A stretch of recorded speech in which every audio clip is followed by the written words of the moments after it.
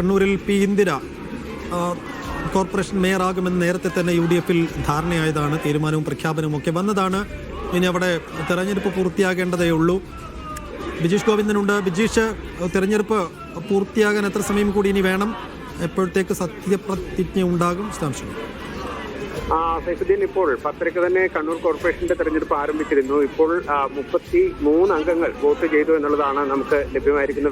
23 അംഗങ്ങൾ കൂടി വോട്ട് ചെയ്യാനുണ്ട്. ഏകദേശം ഒരു 12 മണിയോടുകൂടി വോട്ടെടുപ്പ് പൂർത്തിയാക്കാൻ കഴിയുമെന്നുള്ള പ്രതീക്ഷയാണ് നേരത്തെ പറഞ്ഞിരുന്നത്. പക്ഷേ അത് ഒരു 12:30 വരെ നീളാനുള്ള സാധ്യത നിലനിൽക്കുന്നു. അത് കഴിഞ്ഞ ഉടൻ തന്നെ സത്യപ്രതിജ്ഞ ചടങ്ങ് നടക്കും. ഉച്ചകഴിഞ്ഞ് 2:30ക്കാണ് ഡെപ്യൂട്ടി മേയർ സ്ഥാനത്തേക്കുള്ള തെരഞ്ഞെടുപ്പ് നിശ്ചയിച്ചിരിക്കുന്നത്. ഏതായാലും കണ്ണൂർ കോർപ്പറേഷനിലെ തെരഞ്ഞെടുപ്പ് മുന്നോട്ട് പോകുന്നു. ഒപ്പം നമുക്ക് ഇപ്പോൾ ലഭ്യമായിരിക്കുന്ന 2 വിവരങ്ങളുണ്ട്. ഒന്ന്, തലശ്ശേരി നഗരസഭാ ചെയർമാനായി CPM-ലെ കാരായി ചന്ദ്രശേഖരൻ, നേരത്തെ ഫസൽ കേസ് വധക്കേസിലെ 8ാം പ്രതിയാണ് കാരായി ചന്ദ്രശേഖരൻ തലശ്ശേരി നഗരസഭാ ചെയർമാനായി തെരഞ്ഞെടുക്കപ്പെട്ടിരിക്കുന്നു എന്നുള്ളതാണ് അവിടെ നിന്ന് ലഭ്യമായിരിക്കുന്ന വിവരം. 53 അംഗ കൗൺസിലിൽ 32 വോട്ട് നേടിക്കൊണ്ടാണ് ചന്ദ്രശേഖരൻ ഇത്തവണ നഗരസഭാ ചെയർമാനായി തെരഞ്ഞെടുക്കപ്പെട്ടിരിക്കുന്നത്. അതുപോലെ തന്നെ പയ്യന്നൂർ നഗരസഭയിൽ DYFI നേതാവ് അഡ്വക്കേറ്റ് സരിൻ ഷെട്ടി അവിടെ ചെയർമാനായി തെരഞ്ഞെടുക്കപ്പെട്ടിട്ടുണ്ട്.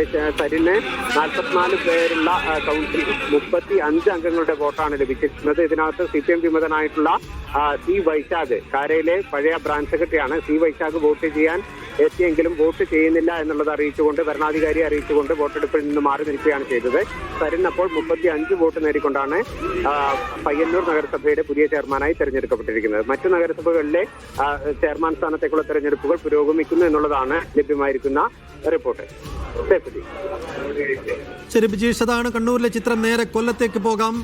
കൊല്ലത്ത് കാര്യമായ പ്രശ്നങ്ങളൊന്നുമില്ലാതെ തന്നെ നേരത്തെ കോൺഗ്രസ് ആദ്യഘട്ടത്തിൽ തന്നെ മേയർ സ്ഥാനാർത്ഥിയെ പ്രഖ്യാപിച്ചാണ് അവിടെ തെരഞ്ഞെടുപ്പിലേക്ക് പോയത്. അതുകൊണ്ട് കാര്യമായ തർക്കങ്ങളൊന്നും മേയറുടെ കാര്യത്തിൽ കൊല്ലത്തുണ്ടായിരുന്നില്ല. തെരഞ്ഞെടുപ്പ് എപ്പോഴത്തേക്ക് പൂർത്തിയാകുമെന്ന് നോക്കാം. ലിജോ റോളൻസ്. ലിജോ, എപ്പോഴത്തേക്കാണ് സത്യപ്രതിജ്ഞ ഉണ്ടാവുക? കൊല്ലത്തെ നടപടിക്രമങ്ങൾ എങ്ങനെ പൂർത്തിയായി വരുന്നു? സൈഫുദ്ദീൻ, കൊല്ലം കോർപ്പറേഷനിലും മേയർ തെരഞ്ഞെടുപ്പ് ഇപ്പോൾ പൂർത്തിയായിട്ടുണ്ട്. അതായത് വോട്ടിംഗ് പൂർത്തിയായിട്ടുണ്ട്. വോട്ടെണ്ണലാണ് ഇപ്പോൾ പുരോഗമിച്ചുകൊണ്ടിരിക്കുന്നത്. അല്പസമയത്തിനകം തന്നെ കൊല്ലത്തെ മേയർ ആരാണെന്നുള്ളതിലൊരു വ്യക്തത ഉണ്ടാകും.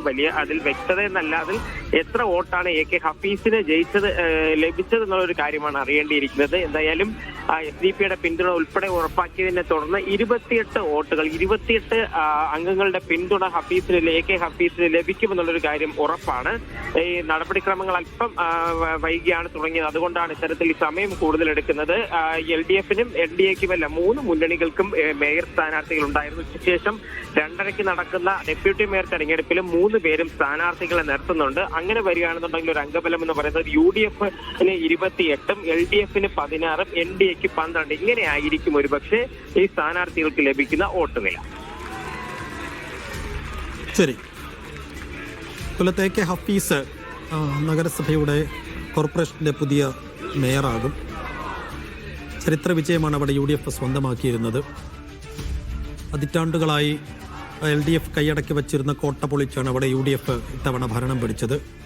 കൊല്ലത്തെ AK ഹഫീസ് മേയറാകുമെന്ന് നേരത്തെ തന്നെ UDF പ്രഖ്യാപിച്ചതാണ്. അതുകൊണ്ട് കാര്യമായ തർക്കത്തിലേക്കൊന്നും അവിടെ പോയിട്ടില്ല. പക്ഷേ ഡെപ്യൂട്ടി മേയറുടെ കാര്യത്തിൽ RSPയും മുസ്ലിം ലീഗും തമ്മിൽ തർക്കം നിലനിന്നിരുന്നു. അക്കാര്യത്തിലും ഇത് സമവായമായി എന്നാണ് നമ്മൾ പ്രതീക്ഷിക്കുന്നത്.